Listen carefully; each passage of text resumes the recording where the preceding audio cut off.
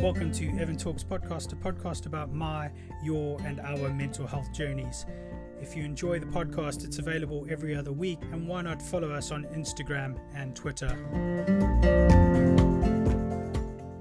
Hey guys, before we get stuck into this week's episode, I wanted to share with you that Evan Talks pin badges, as mentioned in episode 3, are now available to order. The pin badges cost £10 each. All profits are going to Mind and Samaritans. So if you'd like to order yours, please email evan.talks2020@gmail.com with your full postal address and name, and I will give you payment details, and that way we can get them sent out to you in first class post. Thanks very much and enjoy this week's episode.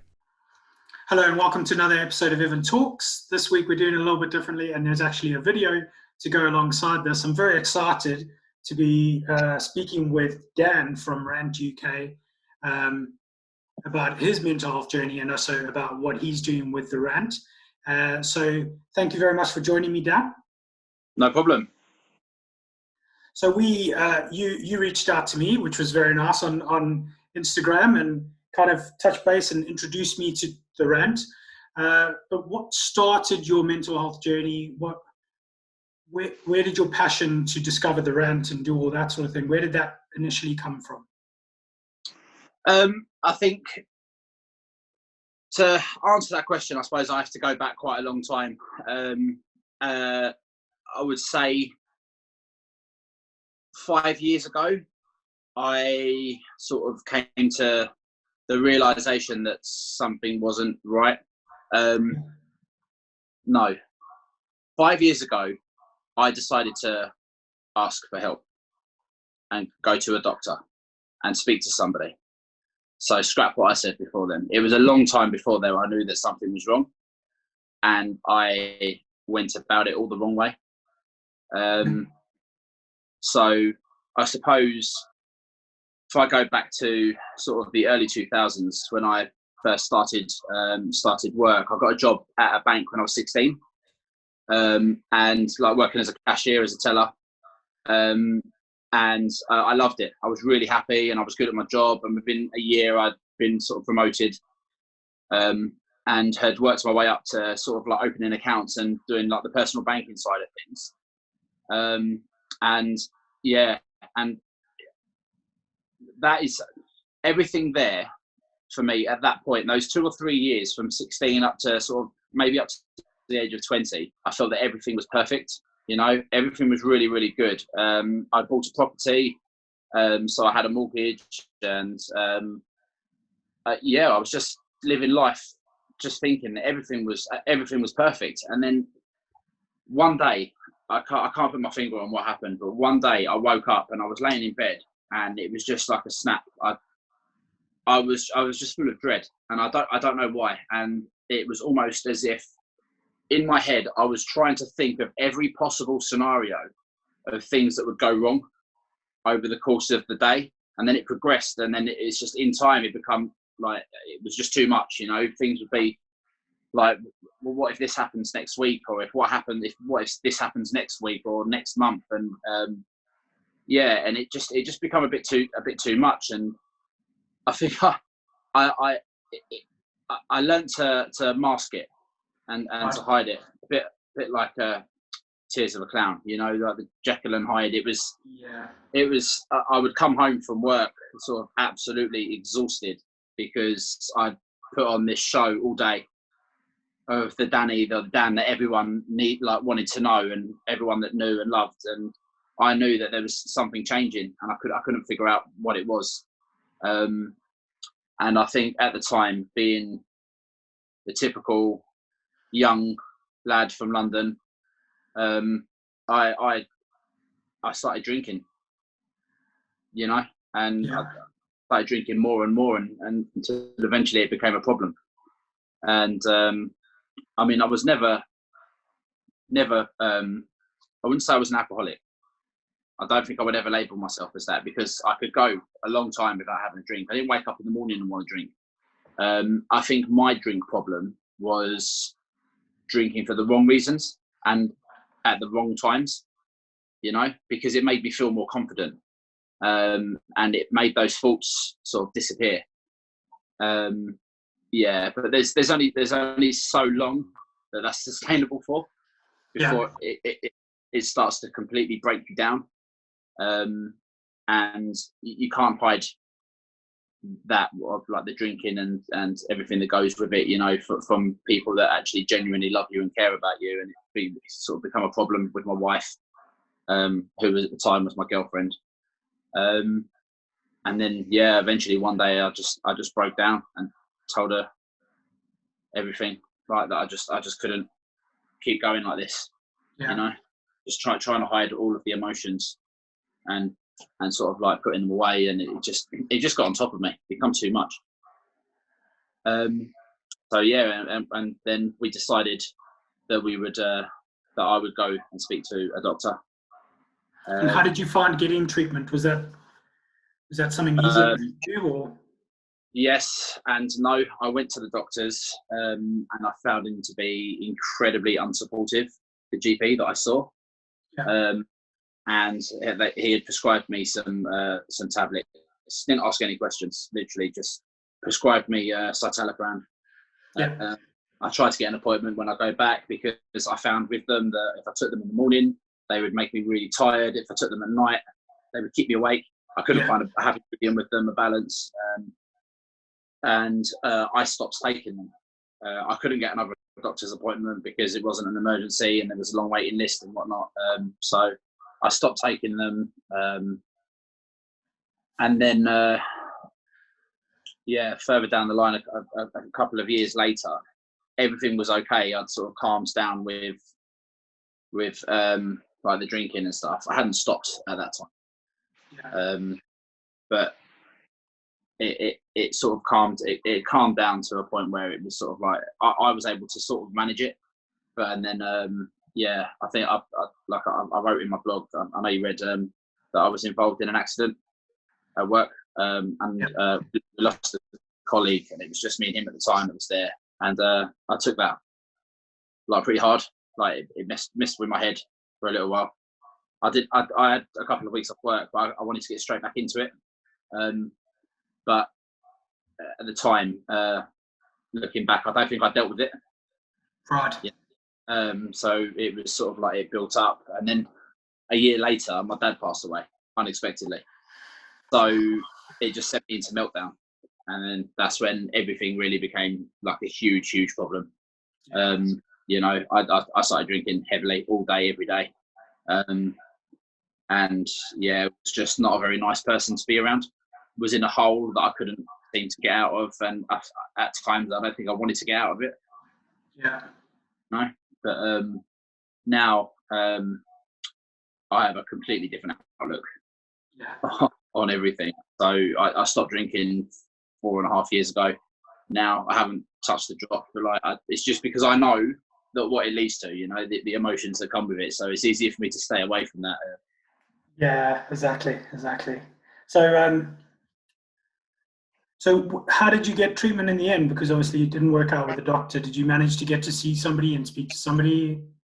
Yeah, I did. Yeah. So what happened was when I went for when I had the accident at work, I had to go and see a compulsory counsellor because it happened whilst at work. So for me to be able to even go back, I needed to go and speak to this healthcare professional. He was a counsellor based in Essex, and I went and saw him, and we didn't gel. You know, I went there, and I don't know what it was about the. There was a lot of confusion at the time over this guy, how he was going to be paid. If I was going to pay him and claim back from the company, and if the company was going to pay, and I said to him, it doesn't matter. If I have to pay you, I'll pay you. Like, it's not like I'm here, but yeah, the company's supposed to be paying for it, but I don't know the ins and outs. But that seemed to be the start of most sessions, was sort of like the obsession. That would put me off straight away if he's just worried about how he's getting paid. Yeah. There was that. That completely put me off. And then I went sort of 6 months again without really doing much. And then my wife and we decided that that I was going to try again. I spoke to her and I started going to see a counsellor properly. Yeah. and I found one online. He was local. He lives around the corner from where I live now. I haven't seen him for a couple of years, but he worked for me. It was it really did work. It's just one of the things, you have to find the right person. Yeah, absolutely. I mean, I've seen so many different people in my past, but yeah, finding the right person makes the complete difference, doesn't it? In terms of how the treatment goes and how much effect it has on you. So yeah, no, definitely understand that. Yeah. So working through mental health is a bit of a challenge when you're going through a bad patch. Obviously, you've got the support of your wife. You've mentioned quite a few times already. But what other things do you find useful to help yourself get back? So I would say that nowadays, I do have like my mood dips, and over time, I've learnt to deal with that, sort of like reasonably well, you know. Yeah. I would say my biggest form of support is my wife, but I've also got a little boy. My son's 2 years old, and he's everything to me. Yeah. You know, I wake up in the morning and I see his little face. It instantly makes me happy. You know, it's brilliant. It's definitely changed. It's life changing having children. Sure. Yeah. You know, so there's I that. can only imagine. But I'm very open and honest. I speak to my brother quite a lot if I'm feeling a bit rubbish. Yeah. Like I speak to my brother. He's 7 years younger than me, but he's sort of quite good at listening. You know, I could talk to my mum. I could talk to anyone really. You know, Yeah. all of my friends know my history. You know, they were there for most of the time that I was drinking. So they could see it wasn't right. So you got a good support network that helps, doesn't it? Yeah, huge. So I guess the big reason for us connecting was the social media side of things, and you've got the Rant UK, which is an Instagram page, but also you've got a website on the back of that. So what prompted you to start up the Rant? What was the motivation behind it? So I was, I've never really been huge on social media. I had like a Facebook account where I just flick through to have a nosy around and watch things like the Lad Bible and stupid videos. And I'm quite big on YouTube. I like YouTube. I watch YouTube more than I watch telly. I watch a lot of sort of like inspirational videos and just online content. I just enjoy it more than sort of mainstream media. And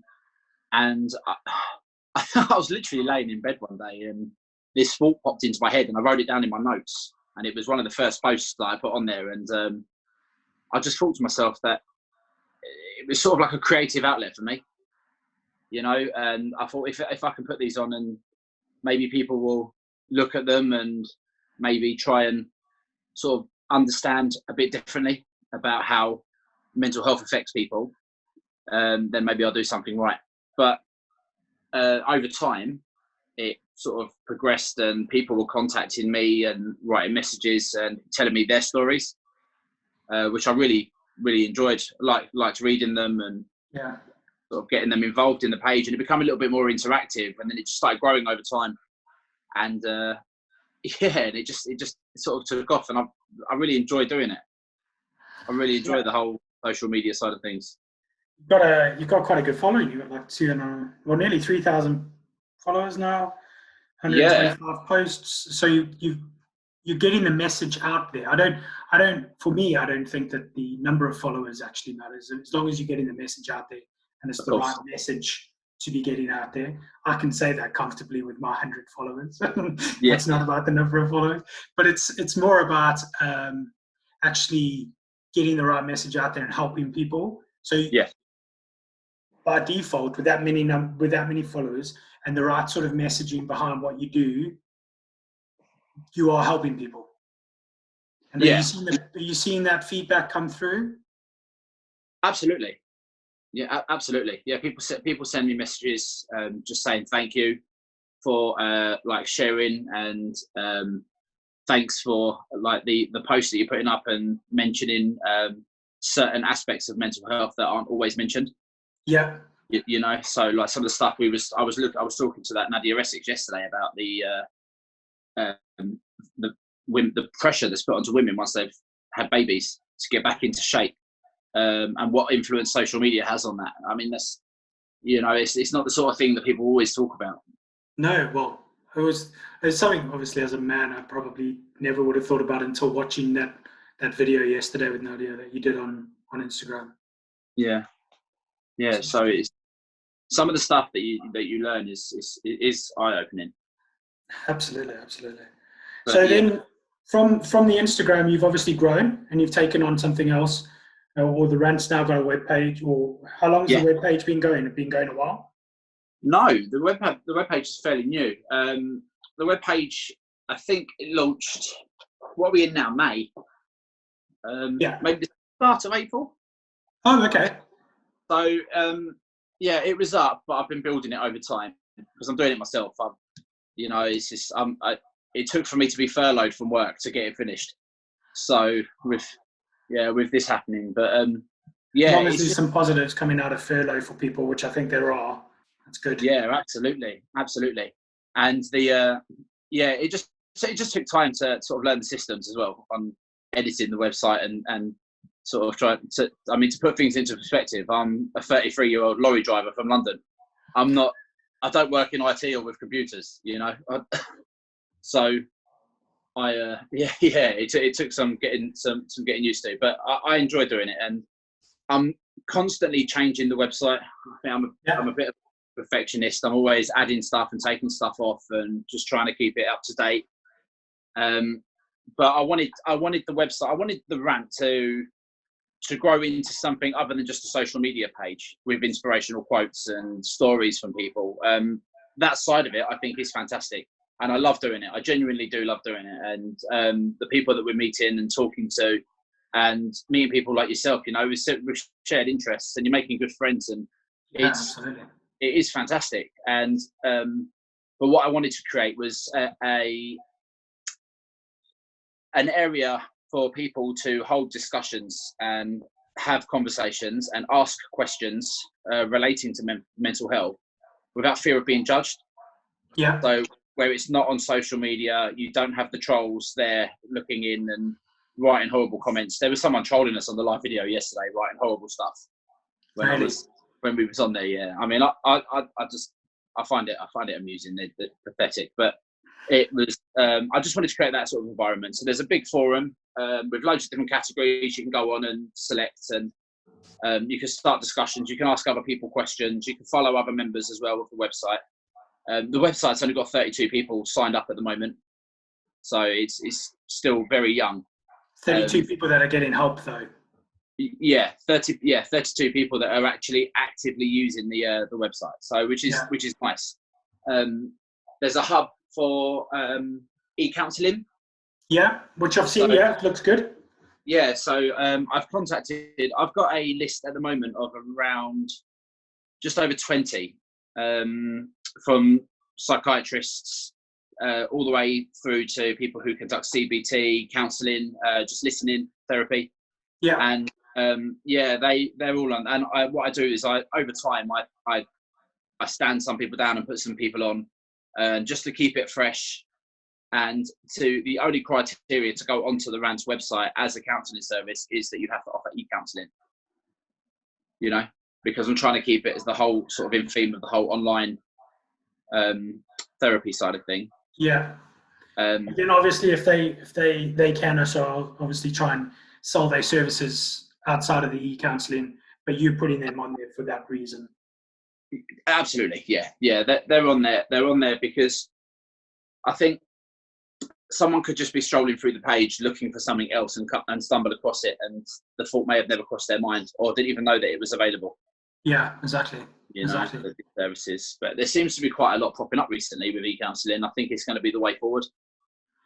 Well, I think virtual meetings, virtual everything at the moment is going to be the way forward until life gets back to some form of normal. Yeah, absolutely. The Rant website is therant.org.uk. Got loads of good stuff on there. In that forum, how are people kept secure? So you say without being judged?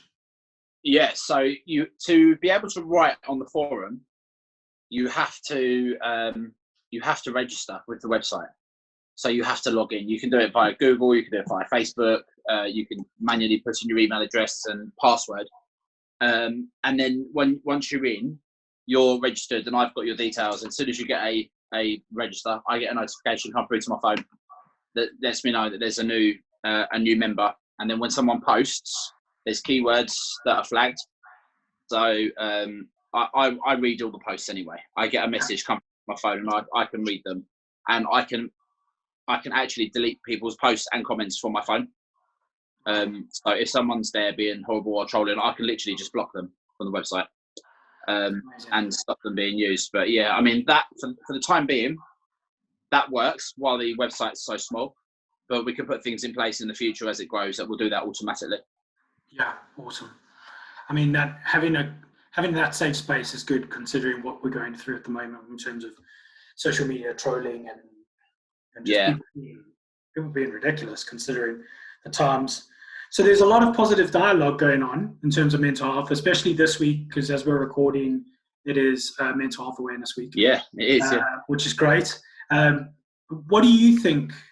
What do you think we, as these sort of mental health advocates, what do you think we can do to make a real difference? Share experiences.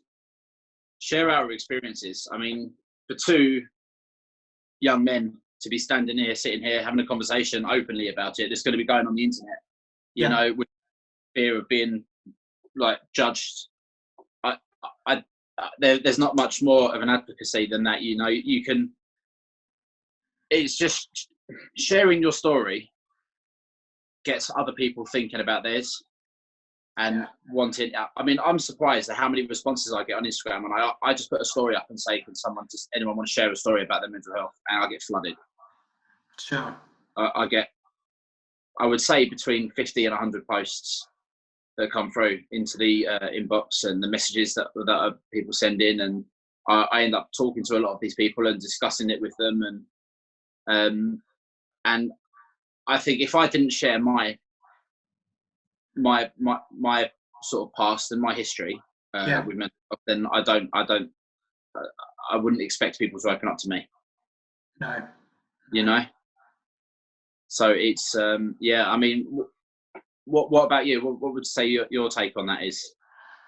Yeah, I mean, I feel like there's a lot of people talking about it at the moment, and there's a lot of positivity going on. I just feel like we need to kind of come together and kind of unite, especially as men, and kind of go, we're not going to accept that men have the highest rates of suicide in this country, and we're not just going to sit down and take it anymore. We're going to make it a safe space for people to talk.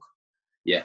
I don't know how that happens, and I don't know how we bring all these people together who are doing these great things like we are, and so many other people are doing these great things. I don't know how we bring it all together, but I feel like we should, and we can like unite against it and kind of stop men thinking that it's okay to be feeling that way and not reach out. Yeah. Sorry, I'm sitting in the most uncomfortable chair. Bear with me. That's okay. I'll sit down here. That's better. That's not a very good advert for that chair. No, it's not. No. But so I think you're right. Yeah. I think we just need to all these campaigns and everything are good, but I think we just need to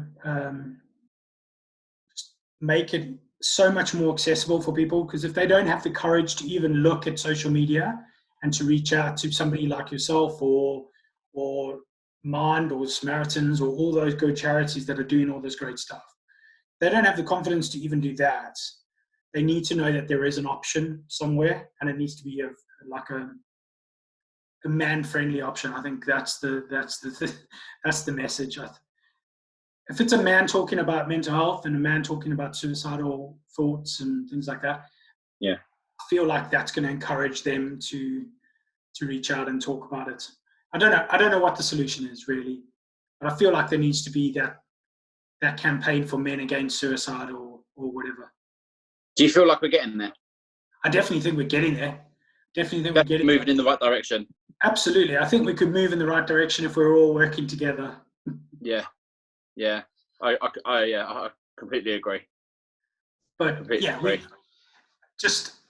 it is difficult though, because if your news feed is all about mental health, that's all I'm seeing. So I'm seeing a lot of good messaging. But if somebody's news feed is about, I don't know, fitness and I don't know, sports and all that sort of thing, they might not be seeing that message, and might not be seeing that there are those options out there. So we just need to Yeah, infiltrate those other media forms and kind of get that messaging out there. I think the Heads Together that Prince William's doing with the FA is amazing, because that's going to get to a whole lot of men. yeah. Sometimes people have the right platform, don't they? They have the scope to reach that many people. Yeah, But I think it really. there's a lot of positive that can come from that. But I think it also helps that it's not a celebrity, it's not a sports person, it's not a prince, it's not someone like that. It's just average guys like me and you, Yeah, a health and safety manager, like normal people who yeah, are able just to usher talk and share their message and their support and help other people. I think that's key. yeah, definitely. And I think just obviously, because I've listened to your podcasts, all of them on Spotify. I've been going for nice walks along the river, where I live in Hertfordshire, and the River Lee. I take my son there every day just for a nice stroll in the morning. Put the headphones in and sort of listen away. And the stuff that you talk about, I think, is absolutely fantastic. It's great, but I think it's also brave. You know, it takes a lot. It does take a lot. I mean, I don't think anyone who is starting these sort of campaigns and doing the things that we do are expecting people to find it easy. You know? To open up and to talk to someone is hard. Yeah, that's why I don't put any pressure on people. If people have reached out to me and said that they told me their stories, which is great, and then I Yeah, said, well, do you want to get on the podcast and share? And they've gone, maybe not. yeah, It is that's difficult. and I think that's where people find it hard. But I mean, it must feel good from your point of view, thinking that maybe someone's listened to your podcast, or someone's listened to you talk, or someone's seen one of your posts. They haven't reached out to you because they don't want to put it on social media, but they have reached out to a counsellor. Yeah, absolutely. You know, off the back of something that you've said or you've done, and and even if you help one person, then you've done your job. Well, that's it. I've helped one person. I'm done. I'm okay. And like Yeah, this, and if the podcast's finished tomorrow with this episode, because 10 episodes was kind of what I wanted to achieve, then that's absolutely fine for me, because I know that within that 10 episodes that is always going to be out there, that it can help somebody. So yeah, that's the last thing I want to do. I don't want to start carrying on talking and creating episodes and podcasts when there isn't the content to do that. Which is kind of my thing. But hopefully, fingers crossed, there's going to be some good stuff coming from Evan Talks. And with the rant, what are you excited about next? What is the next big thing for the rant? Well, so at the moment, I'm trying to. I'm putting a lot of thought into making some big changes. Actually, completely rebranding. Yeah. And I don't really know, if I'm honest. I don't know what's next for the rant. I don't find that scary, because I'm happy with the way things are going at the moment. Yeah. And I would like to sort of expand it, so make some more services available via the website and the social media pages. I think there's going to be more of the podcast side of things and the video side of things. I do enjoy doing that, and talking to real people, which I do really enjoy. But I do think I'm going to make some changes later in the year. I think I'm probably going to completely rebrand and sort of try and take it in a slightly different direction, and just sort of grow it. I just want to grow it organically. I'm not I'm not worried about this. Like you said, mentioned earlier on about the followers and stuff like that. I've actually got an app on my phone that deletes followers that are ghost followers, people that have just followed me for me to follow back. I might get those details from you later. Yes. Yeah. So you'll see that my followers actually on Instagram, they go down more often than they go up because I delete them off. But yeah, I don't know. It's uncertain which direction I'm going to take it in, but it is heading in the right direction. I mean, looking at your website, and obviously for the last, since we spoke last week, and since you reached out to me, actually, I've been doing a lot of research, and maybe could be described as stalking, but it's not. But just to look into what you're doing, and I think the website's great, and the resources that are on there with the e-counseling and the forum. I must say I haven't signed up to the forum yet, but all of that sort of content is available, and you're not charging anyone for it? No, it's completely free to you. No, all of the costs are covered by me. Yeah. The website's built, and that and I bought the domain name, and it's my time. Yeah. You know, I don't charge anyone. I'm not in this to. That's not what I wanted to do. This is just a side project. I've got my wife. I've got my son. You know, we've got our home, and it gives me something to do. It lets me create a bit of positivity. I hope that it makes people feel good. It makes me feel good. I feel better when I've written stuff down as well. I've got a lot of stuff that's unpublished on there that's been written.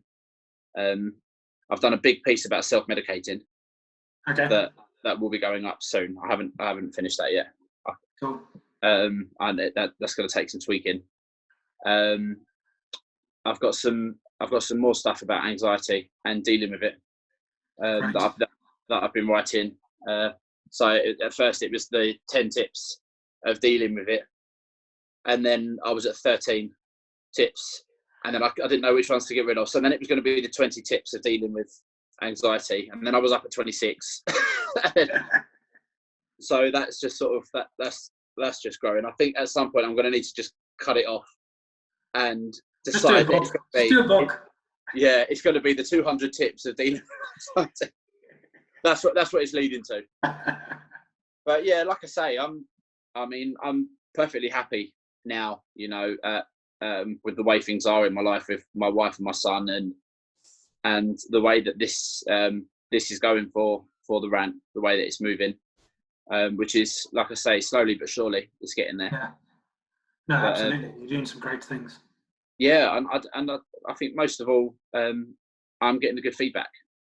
Yeah. I think most importantly, and I enjoy it, which is nice. Good. It's always good to have a hobby that you enjoy. Absolutely. Well, Dan, thank you so much for taking the time to talk to me today. And if you would like to look at the rant or follow Dan's Rant UK on Instagram, it's at the Rant UK. Yeah, that's the one. Yeah. Yeah, and then the website is therant.org.uk. But I'll put all the links and everything into the descriptions so you guys can have access to that. And yeah, Dan, thank you so much for reaching out, and thank you for all the great work you're doing on the rant, because I'm appreciating it. So I'm sure there are hundreds of thousands of people appreciating it too. Thanks so much. No worries. Thank you for listening to Evan Talks. And if you'd like to know any other information about Evan Talks, or you would like to get involved, please check out evan-talks.com for more information.